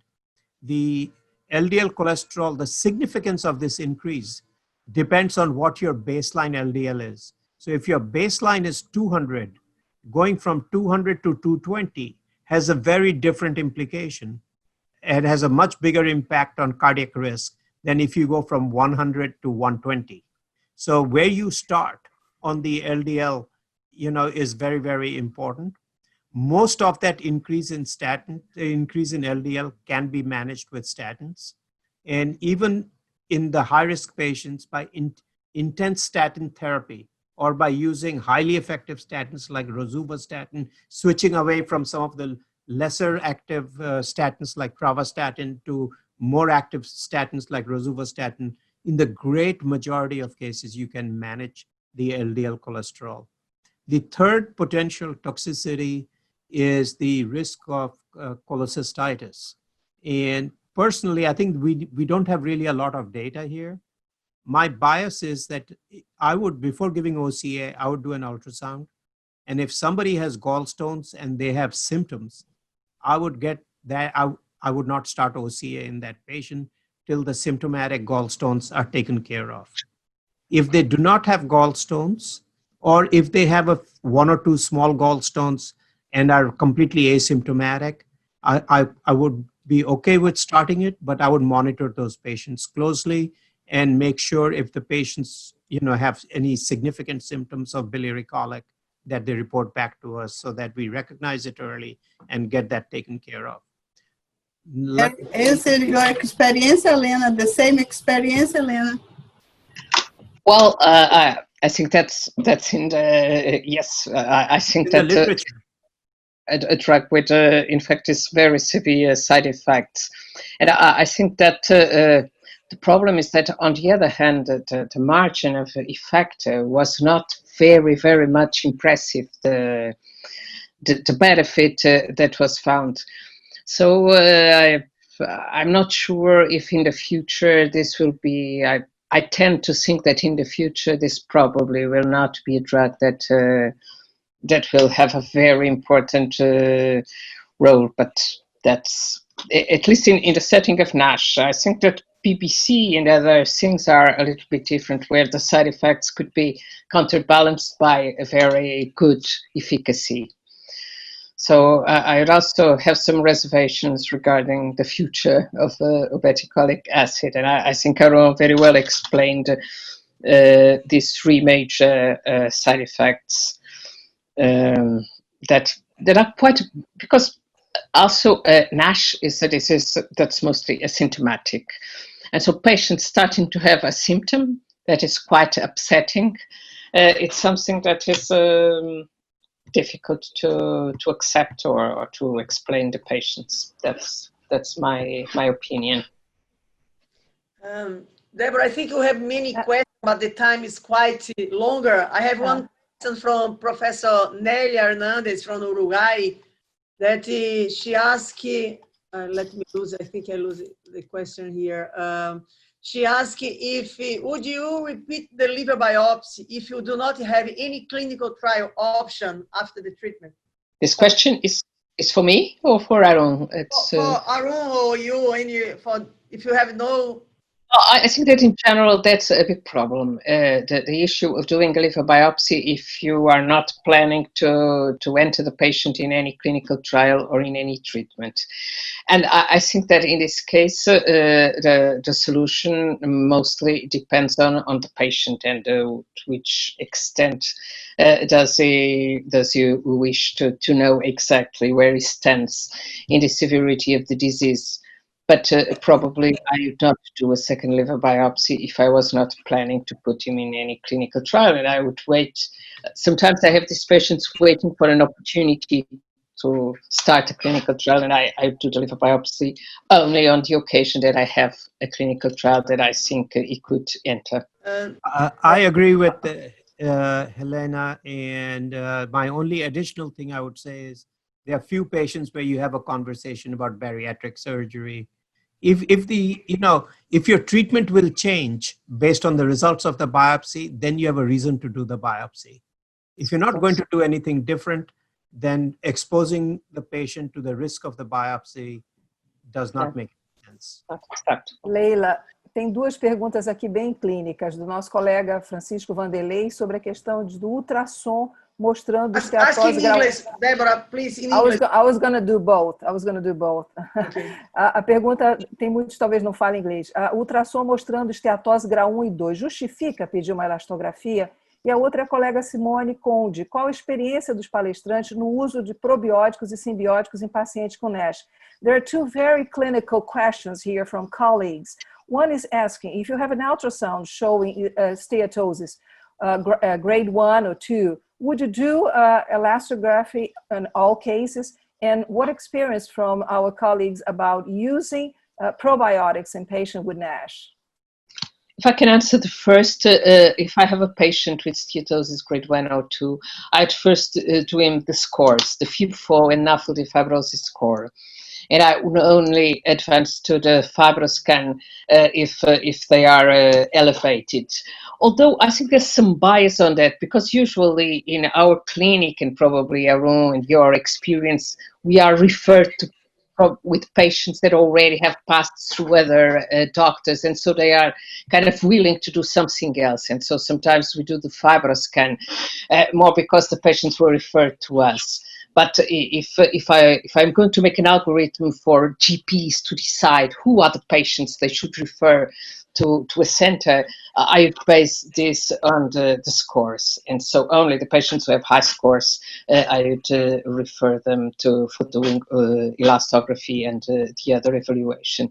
Regarding probiotics and symbiotics, I do not have any experience, so maybe Arun has. Well, let me know. I'll dodge that question. Don't have really good experience with probiotics, but let me answer the two parts, sort of our experience here. I completely agree that start with a FIB-4. So we have submitted an abstract to AASLD. It's a retrospective prospective study where we looked at 2,500 patients with follow-up. For median follow-up is 3 years, maximum about 6 years. And these are patients who had evidence of fat, but we don't have biopsies in the majority of patients. Only maybe 400 patients we have biopsy. So we said, forget the biopsy. You know, recently, that's a whole separate, we can do a webinar on how useless or useful biopsy actually is. So we said, because there's so many problems with biopsy, we just look at a new way of classifying. So in 2015, I had written a paper for Nature Reviews Gastroenterology, and the editor said, I want you to write a clinical guidance on how to evaluate the patient and manage the patient without a biopsy. I said, but all the literature is with the biopsy. They said, no, but nobody uses biopsy. So if you write something about biopsy, nobody will, it's a useless paper because nobody uses biopsy in real life.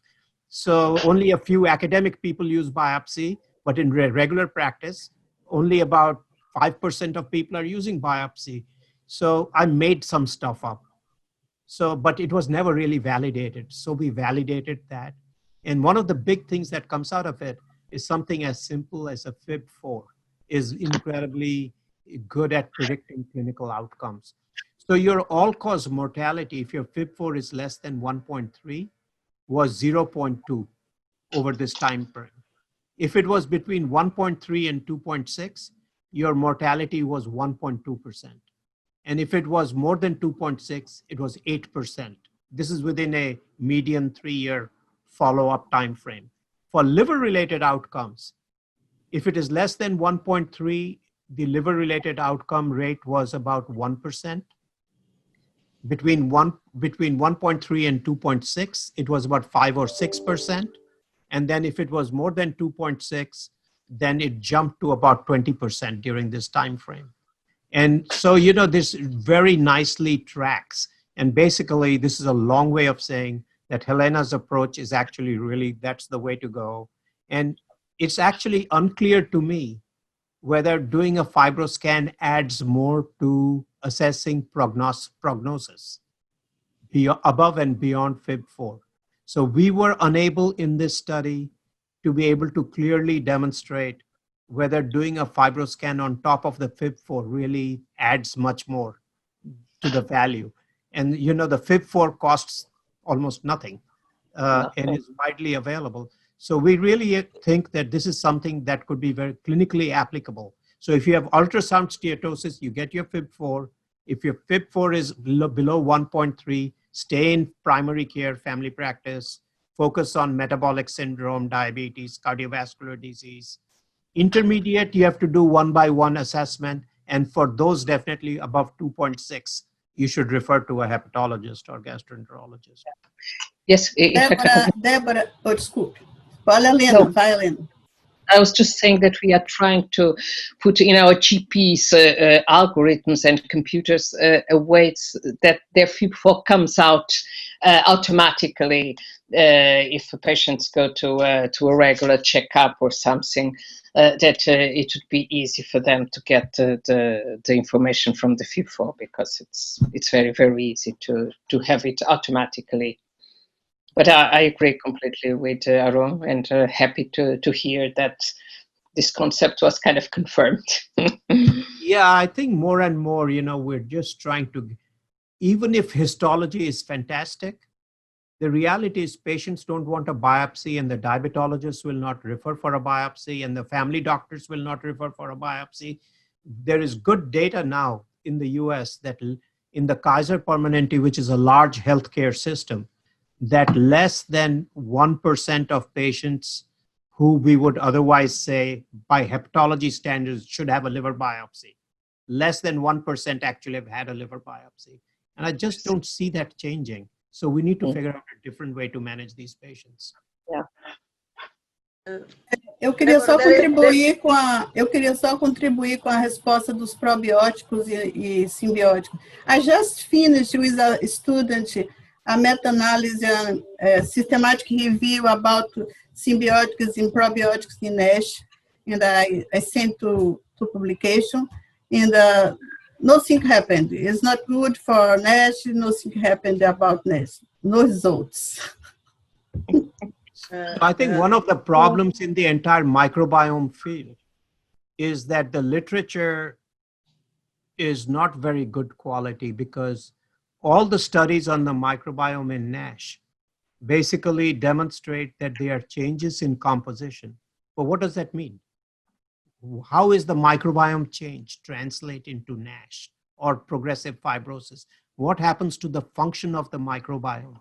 And how does that change in function relate to development of the disease? I think we need better quality data to find which bacterial populations have specific functional changes and what is the consequence, what metabolite is being produced, or is it actually interacting with the epithelial cell to activate an inflammatory pathway, so that we can actually do a more targeted approach to attacking and develop microbiome-based therapeutics that are focused, as opposed to just giving a general probiotic and hoping everything will magically, you know, it is like your kiss from your mother. You know, it has the same healing properties as your mother's hug from your mother. I think I have the two questions. I think I have to finish the QA and pass the... I have to run also in a couple of because it's too late now, but it's a very interesting question here, Arun, Helena, and the others. Leila. Colleagues from the panel. Do you know this trial that André Lira asked us from Bahia, randomized, double-blind, placebo-controlled study of Gelesis 100, a novel non-systemic oral hydrogel for weight loss? Do you think that is a hydrogel could be? We're doing that study. Yeah, what do you think about it? Well, it clearly causes weight loss. How much that will improve NASH, I mean, we have to prove, right? You can't just assume. But it does produce modest weight loss. It is actually very well tolerated. It is already approved in the US for weight loss. So, but, you know, I think its launch has been delayed mainly because of this COVID nonsense, but eventually it should become available. But because it is relatively safe, and you don't need to lose hundreds of pounds to improve your liver disease. You know, you just need to lose modest and sustained weight loss. So the question then becomes, I don't know how the company, what the cost of the drug will be. And if it is not ridiculously expensive, if it is ridiculously expensive, nobody will use it. They will all ask for the data to show that heart disease, that you actually improve cardiovascular mortality, you reduce liver-related mortality. Otherwise, I'm not going to pay $50,000 or ask a patient to pay $50,000, $60,000 for another drug. But if it is a relatively cheap drug and orally available, I could see that a lot of people would use it. It makes a lot of sense. Yes. Usually, unfortunately, I have to finish because all the time, Adriano Fono, SVT, asking me because it's near 2 hours. I think it's excellent panel once again. I have to say thank you very much indeed for all my colleagues from Brazil and for my international great colleagues and friends, Elena and Arun. And I'd like to say that now is 980 people is attending this meeting. And before I finish, on behalf of the whole Brazilian hepatology, I need and I have to do to say my sympathy for Professor Williams' sympathy because he passed away last Saturday. He's only not a great friend, my great professor, and I'm very sad. But I think in 2 weeks' time, I'm going to do some awards for him in the our panel together with Michael Hennigan from the UK. I'm very sad, as he said a couple of times for us, he died with the buttons on. My sympathy for Professor Williams and I'm really sad for this pass away from Professor Williams last Saturday. See you on next Wednesday. From ACC trials, our invitation is invited with Maria Haig from Spain and Adrian Gadano talk about portal hypertension and how for my colleagues in Brazil. See you next time. Thank you very much indeed. And I'd like to say for my Institute of Liver Study, my colleagues, and for my team and the Brazilian Hepatology Society. Thank you very much indeed. Bye-bye. Take care. Bye, guys. Bye. Next week. Thank you. Bye. Okay, bye.